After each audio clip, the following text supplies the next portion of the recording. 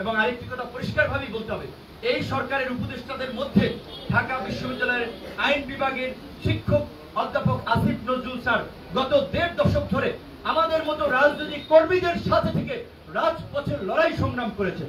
আজকে সেই মানুষটিকে পরিকল্পিতভাবে তার জনপ্রিয়তা দেখে, তার জ্ঞান পাণ্ডিত্য দেখে তাকে একদল, আমি বলবো এরা কি চায় আমরা জানি না, তারা বিতর্কিত করার জন্য নানানভাবে প্রশ্নবিদ্ধ করছে।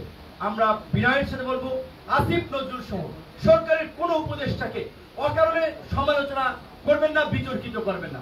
যদি কেউ দায়িত্ব পালনে অক্ষম হয়, যদি আমাদের সামনে পরিষ্কার কোনো বিষয় ফুটে উঠে, অবশ্যই আমরা এই বিষয় নিয়ে কথা বলবো। কিন্তু আসিফ নজরুলের মতো দক্ষ মানুষ এই সরকারের দ্বিতীয় জন না, এটা বলতেই হবে। কাজে তাকে বিতর্কিত করা মানে সরকারকে দুর্বল করার একটা ষড়যন্ত্র।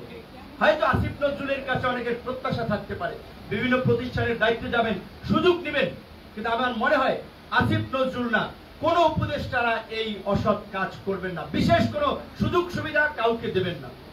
সাম্প্রতিক সময়ে ডিসি নিয়োগকে কেন্দ্র করে যেই তুলকালাম ঘটে গেছে, এখন আমরা শুনতে পাচ্ছি সচিবদের মধ্যে আলাপ 5 কোটি 10 কোটি টাকারও লেনদেন নাকি হচ্ছে।